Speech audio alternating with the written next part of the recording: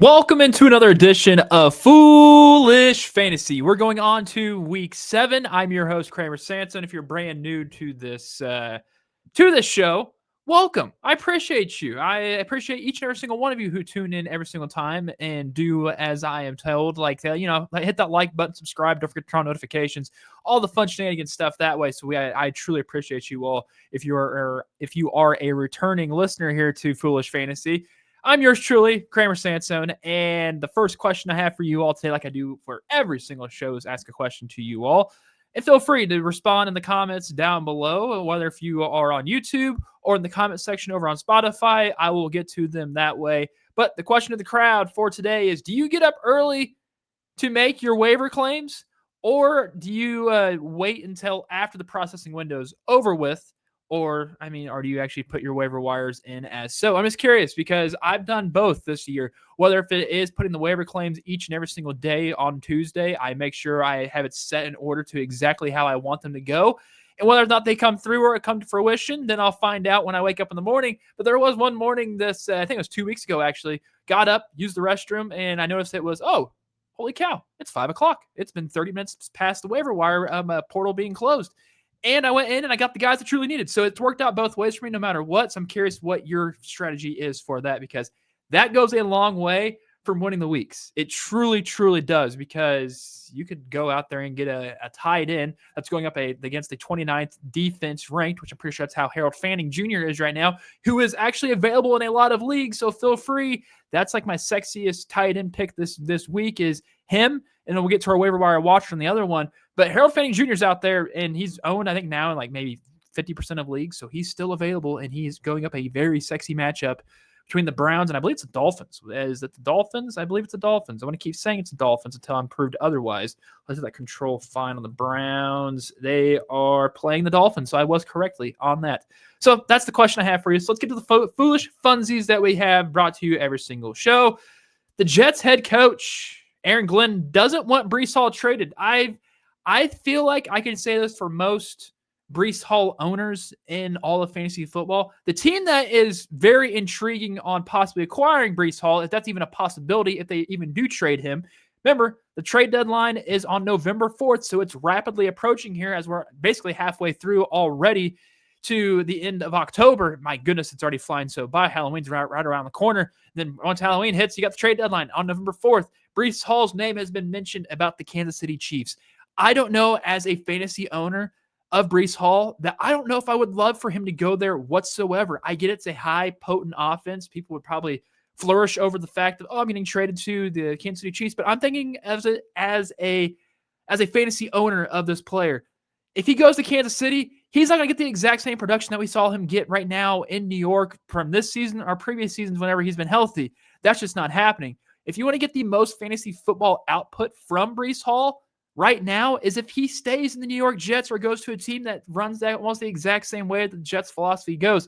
Breece Hall has been in not the best passing down back, but he can get the job done. And it's been helpful around times, picking up maybe 3 or 4 catches per game, easy PPR points. But that might just happen once or twice if he's traded the Chiefs. And we're to know that 70% of the time, the Kansas City Chiefs are throwing the football.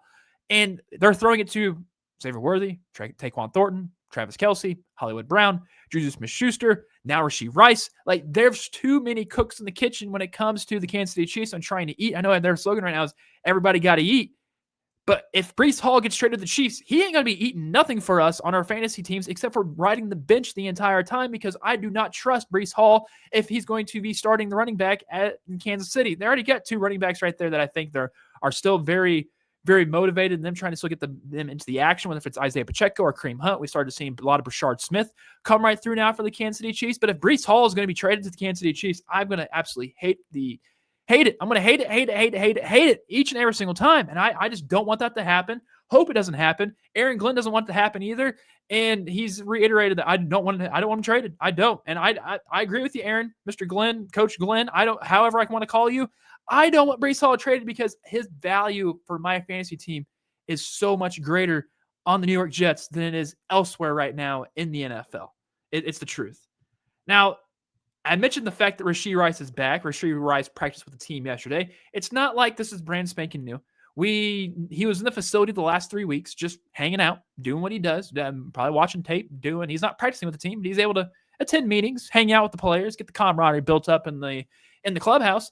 But we're going to see him play, and I'm curious because it seems like it's a figment of my imagination or a figment of my memory, or my memory's been fading due to all of the legal stuff that's in Missouri, or it's the alcohol I've been drinking my entire time. I'm about to turn 29 here soon, so in the last 7 years, I want to say, if my math adds up correctly, there's a good case or good scenario that Rashee Rice is going to probably get a lot of targets this week. And that's going to take away from me a lot of people. Once I get to my starts and sits, my deploy and stashes, I should say, Rashee Rice is making that list. Whether if it's either on the deploy side or the stash side, you got to stay tuned for that. But Rashee Rice practiced with the team. He's going to be so much healthy. But it's been a long, long time ago since I've seen any sort of production from Rashee Rice. So I'm going to take whatever I have watched from years past and not expect it to be this week in week 7 against the Las Vegas Raiders. It is Raiders week, and the Raiders do play at a turning up a notch for some exact reason when they play the Kansas City Chiefs, not against any other team. That they like to turn it up and stuff. And of course, if you can hear the banging of the drum back in the background, my cat agrees so. So this Rashee Rice could be a blessing in disguise for the Raiders, or it could be a blessing in disguise for the Chiefs. I'm just insanely curious because I'm not going to go out there and say, oh, no, Rashee Rice is the best wide receiver right now. He's going to put up numbers like JSN. He's going to put up numbers like Amon-Ra St. Brown. He's going to put up numbers like Emeka Egbuka. I'm not saying that whatsoever. So be cautious when you do either start him or sit him this week. And when you get to our deployer stats, I'll let you know where my mind is going on to that. But that's a couple of the foolish funsies that we have for you all. Let's get into the waiver wire watcher. Some guys that made it through your fantasy league's waiver wire, and that is very, very start worthy, especially for this one right here. Cade Otton. Cade Otton is owned in 18% of fantasy leagues. There is an injury bug going around the Tampa Bay Buccaneers, and thankfully it has yet to hit Baker Mayfield. I'm knocking on wood right now, so I do not want Baker Mayfield to get hurt because that would absolutely suck, and because Baker's been an absolute dog this entire season.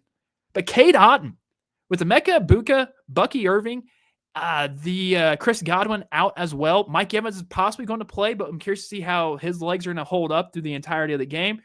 Who's your security blanket? Is it going to be dishing it off to White on the backfield and maybe hopefully he gets some gain that way? So throw deep shots at Tej Johnson. Maybe it's your best friend Sterling Shepard that you play with the entire time. No, it's your most reliable receiving catcher right now on this team. That's Cade Otton. Cade Otton is going to get used probably a lot frequently, even more than what he's already been shown to that he's been used in this Buccaneers offense. He's been flirting with the injury bug as well, but he's fully back and healthy. Only owned in 18% of fantasy football leagues. If you need a tight end starter right now for this week, I love Cade Otton's matchup. They're playing I think on Monday. Are they a Monday night game? They're playing the Lions. Yeah, on is it Monday?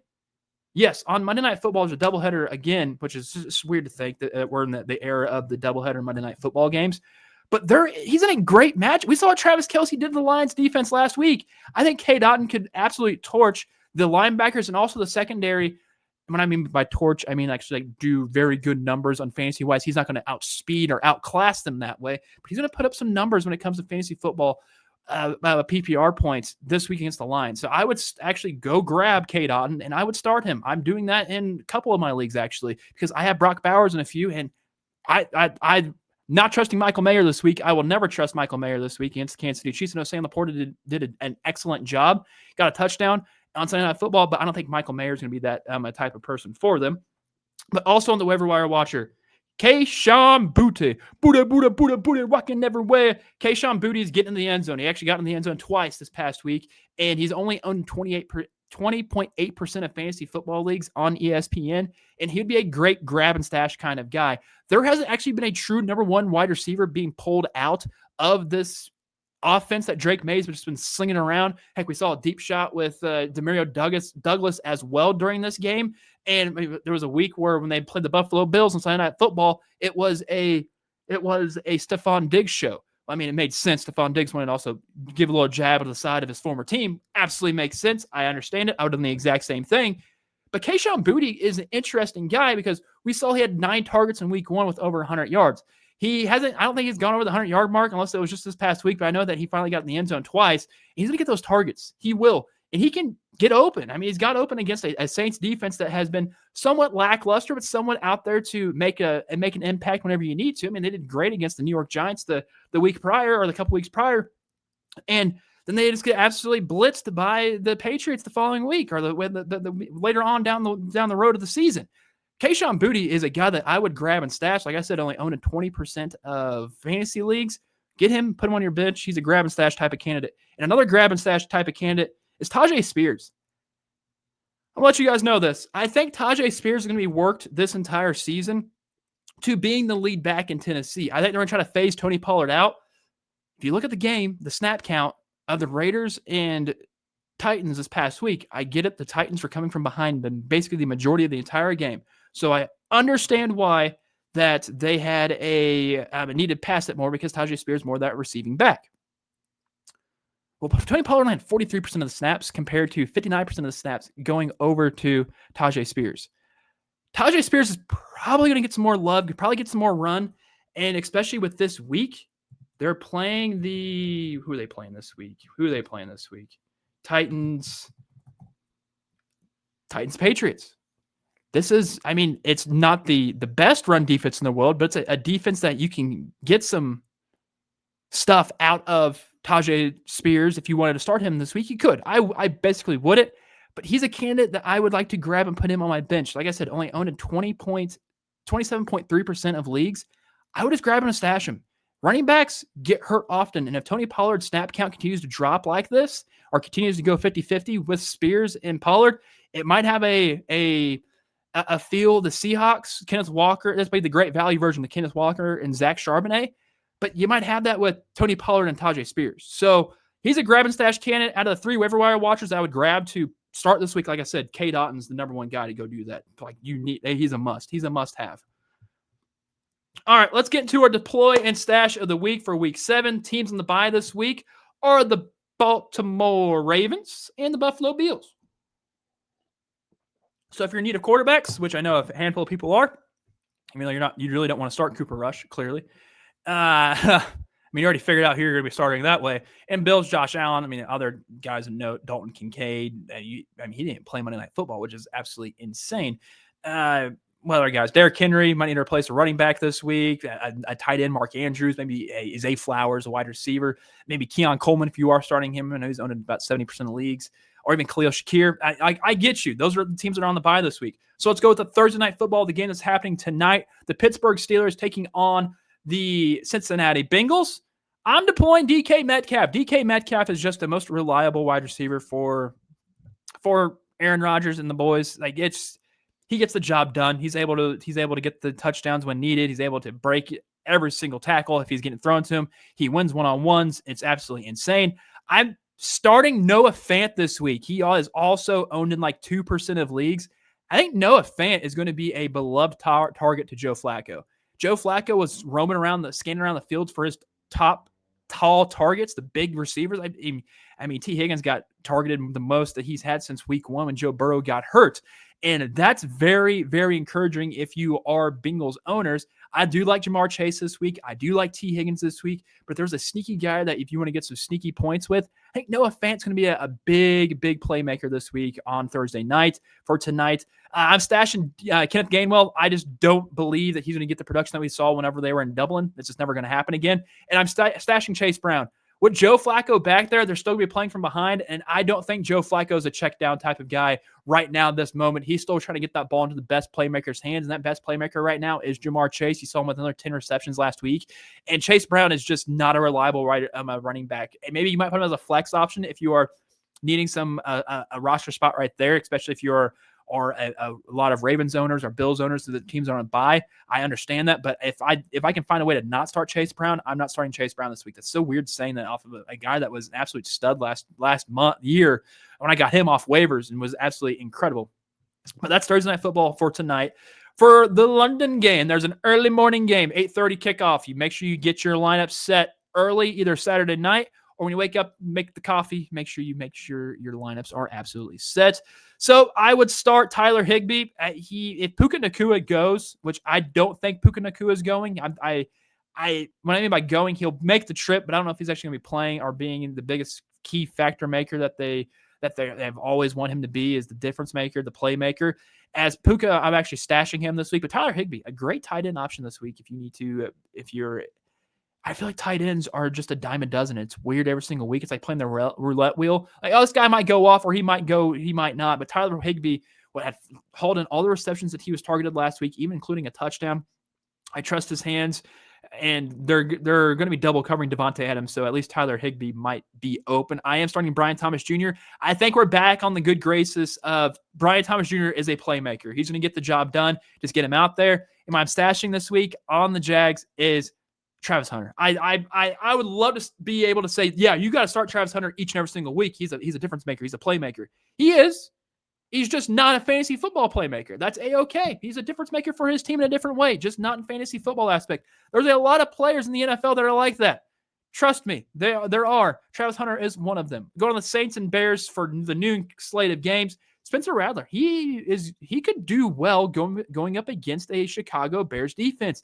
Chicago Bears defense gave up 24 points against the Commanders. They usually give up a lot of points, typically majority of the time. Spencer Rattler could be a nice option to start at quarterback, or if you're in a 2-quarterback league, I would start him in that as well. Over on the Bears, I would deploy Luther Burden. Yes, I said it. The Mizzou, M-I-Z. M-I-Z. Does anyone else say it? Z-O-U? Anyone else? No, Luther Burden is a great start this week. DJ Moore left the game and was hospitalized in D.C. With a groin injury. Typically, groin injuries don't recover that well or recover that quickly. Heck, Noah Brown just got put on the IR for the Washington Commanders due to a groin injury. At least we're not seeing anything like that. DJ Moore does have the questionable decision right now on his name. So I wouldn't start him at all this week. I would start Luther Burden. So I'm stashing DJ Moore just in case he doesn't even play. I would make sure he's that on the bench. And Juwan Johnson of the Saints, he has yet to recover what he's done for the first 3 weeks of the season.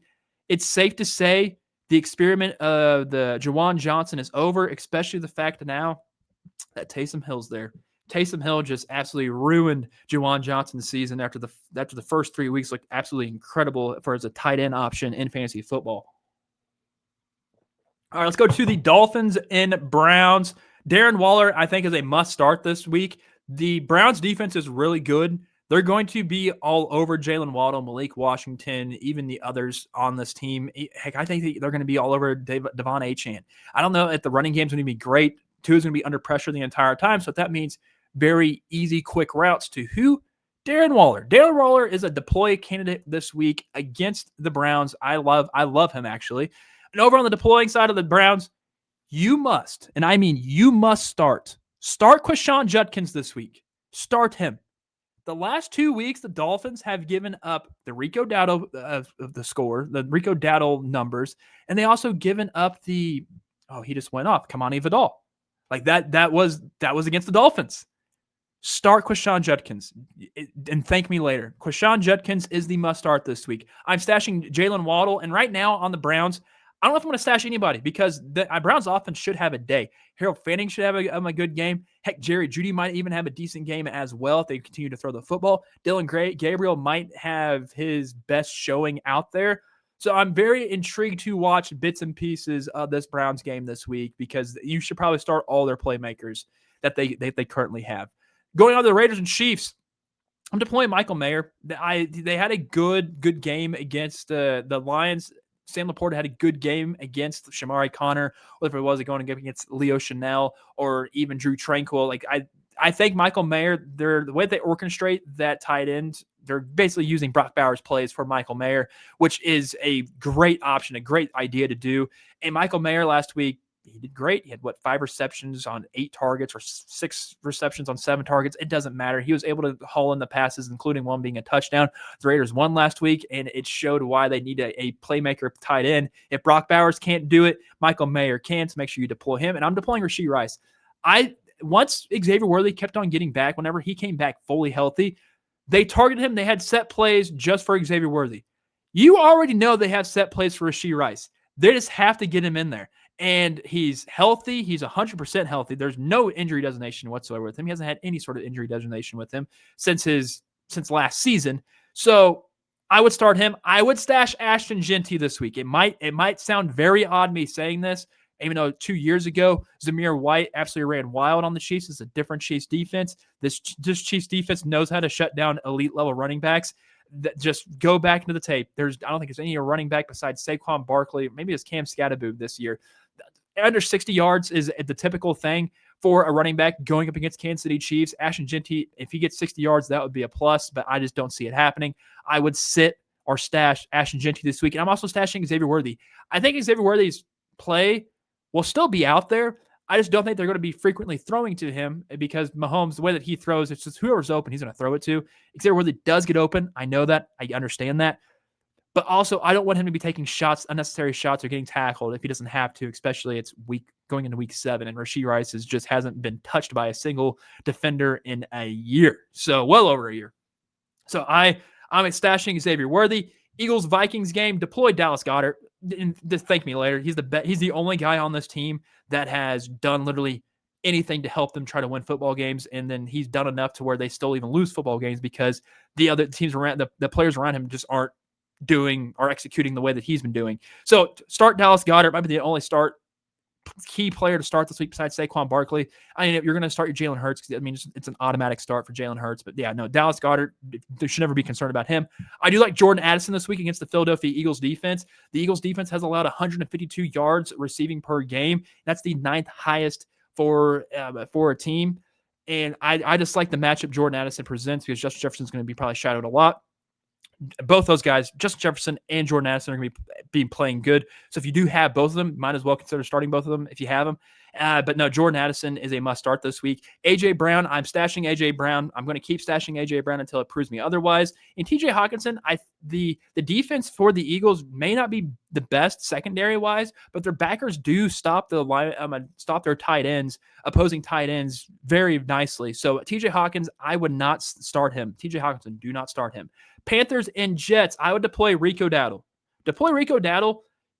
Because he's just been, the volume has been there the entire time. Even if Chuba Hubbard's healthy, I would still give it to Rico Dowdle because, I mean, I don't know if Hubbard might say he's truly healthy, but give it another week. Just give it another week. Rico Dowdle is a must start. Justin Fields, I would say, is a must start because of garbage time. Garbage time points are going to come as a premium this game. It's not like they're going up against a defense like the Denver Broncos. He's not going to pass for negative 10 yards this week. That's just not going to happen. But if it does, he might be kissing himself goodbye out of the New York Jets uniform because you can't go back-to-back weeks with negative throwing yards. Just how are you going to win games?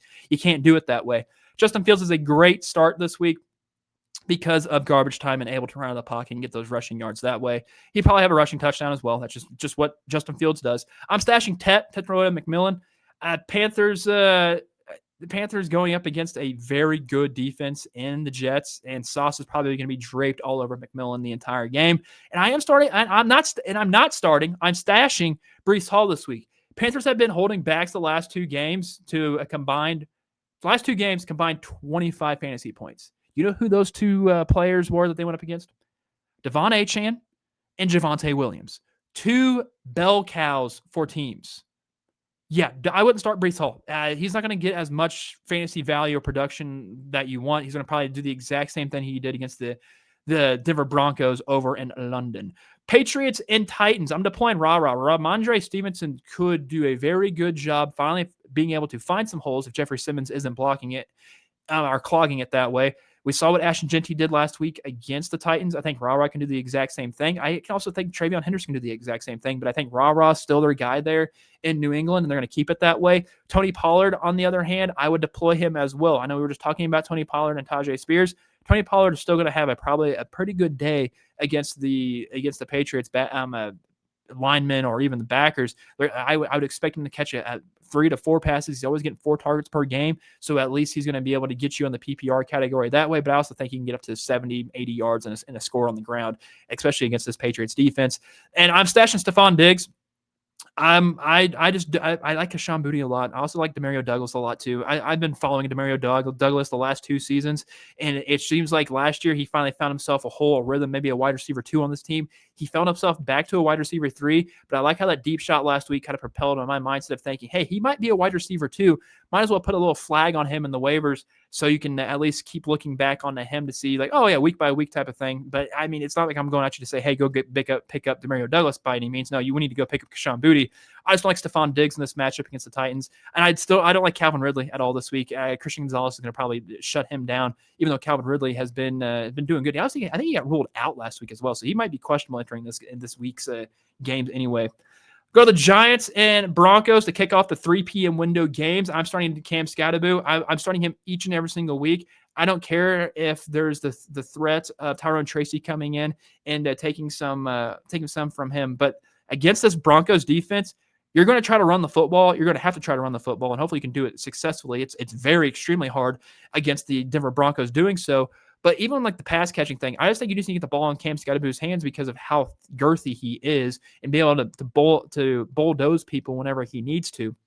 So I'm starting him. I'm also starting Evan Ingram. His uptick in plays, anytime he's out in the field, he's getting targeted. He might be out there for 50% of the time, but when he's ever out there taking his snaps, he's getting targeted.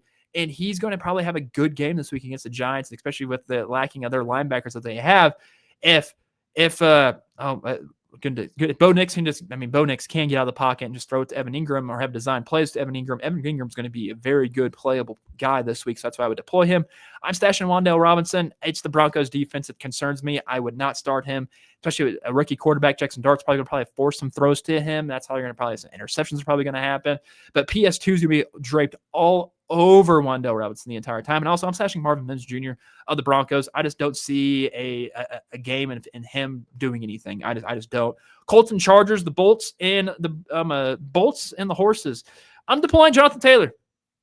You probably should deploy every single person except for one guy on this team if you have him and you have him rostered. Michael Pittman Jr. You should probably stash Michael Pittman Jr. Hold on. What's this thing say? I have Gosh, brain fart. Holy cow. I haven't had one of them in a long time. But yeah, I'm stashing Michael Pittman Jr. I'm starting Ladd McConkey. Start Ladd McConkey this week. I think Ladd McConkey can do well against this Colts secondary. We saw the secondary for the Colts shut down the Raiders 2 weeks ago, but I think Ladd McConkey can get in there and do what he needs to do. Also, the Colts secondary isn't like it's the best in the world by any means. So I think Ladd McConkey would do great. Kamani Vidal, I would stash him. I know he was last week. I know we were completely off. I said, get the Hassan Haskins. I thought it was that. He was a prototypical running back. Nope, I was completely wrong. Kamani Vidal, or Vidal, how you pronounce it? I like Vidal. Sounds better off the tongue. This is a tough test for him. This is the 8th ranked fantasy running backs. Can't get through the Colts. Gosh, the words right now are not wording. What's going on with me? Am I having a stroke? I need some more water? I don't know. We'll get through this. But it's a tough test for him, and he just came off the Miami Dolphins. I don't think he's going to have his Miami Dolphins performance that we just saw this past week. I would not expect a good game at all for Vidal. If you grabbed him, stash him. Okay? Stash him this week. Stash him. Packers and Cardinals, I like Tucker Kraft a lot. Tucker Kraft is a must-start tight end, especially if you have room for him. Start him. I do like Zay Jones on this because of how the injury bug's been going on in Arizona. So Zay Jones is a start. I'm stashing Romeo Doubs, and I'm stashing Kyler Murray. I don't know if I trust Kyler anymore. I was a Kyler Murray believer. I'm not a Kyler Murray believer anymore. Let's go on to the Commanders and Cowboys. Bill Korksky-Merritt, start him. The defense for the Cowboys stinks. Honestly, you have a good shot and a good chance if you start any Washington Commander that you have on your team right now, he's going to have himself an absolute day against the Cowboys. Start whoever. So I'm not stashing any Cowboys guy. Hell, I'm not even stashing any Commanders guy either. Must start George Pickens. He's the best wide receiver in fantasy football right now. Sunday Night Football. I label this as points. Points. Points. Points. We're going to get the points on Sunday Night Football between the Falcons and 49ers. I know it sounds crazy, but I believe it. There's nobody worth stashing this week. You need to deploy Drake London. Absolutely deploy Drake London. And also absolutely deploy Kendrick Bourne. I know the secondary for the Falcons is pretty darn good, but I think Kendrick Bourne is going to be able to be a difference maker. It's weird saying that. But even if guys do come back, George Kittle is supposed to be ramped up. Brock Purdy's probably supposed to be practicing this week. Heck, even Alec Pearsall. Is that Pearsall? Is Alec Pearsall? Pearsall. Yep, I got it correctly. The guy that got unfortunately shot. Wow, the fact that happened 2 years ago, insane. Bravo that you made it through and you're here in the NFL still. But he's supposed to be working back this week. I trust the most reliable receiver in that room, and I think that's what Kyle Shanahan's going to do as well. And if Brock Purdy's back, he's going to try to get to the guy who's been hot-handed, and that's Kendrick Bourne. Like I said, you should probably start any 49er that you have this week. I mean, yes, automatically CMC is a start each and every single week, but still. All right, go over to the Monday night games. We got two Monday night games. Monday Night Football. Mike Evans, the Buccaneers and Lions game. Start Mike Evans. I think he's going to get a touchdown. It's Monday Night Football. If Mike Evans is healthy, start him. He's going to get a touchdown on Monday night. It's typical. That's what they do. That's what the Buccaneers do. It's Monday Night Mike. Monday Night Mike. And Sam Laporta, he did great against Kansas City Chiefs, who are absolutely stifling against tight ends. And Sam Laporta did great. I think he's going to do the exact same thing that he did against the Buccaneers, so absolutely start him. And the Texans and the Seahawks, I would deploy Nick Chubb as a flex play. He may not be the number one or number two, but he has a good value as the flex play this week. Jackson Smith and Njigba, JSN, yeah, must start. He's annoying. Like he's annoying. Like it's very annoying. I am stashing. We're stashing Cooper Kupp this week. Texans are the 5th ranked defense, and if I had to stash anybody on the Texans, it's C.J. Stroud. I don't believe in C.J. Stroud as a starting quarterback in fantasy football standards. Keep him on your bench until needed on bye weeks. Just saying.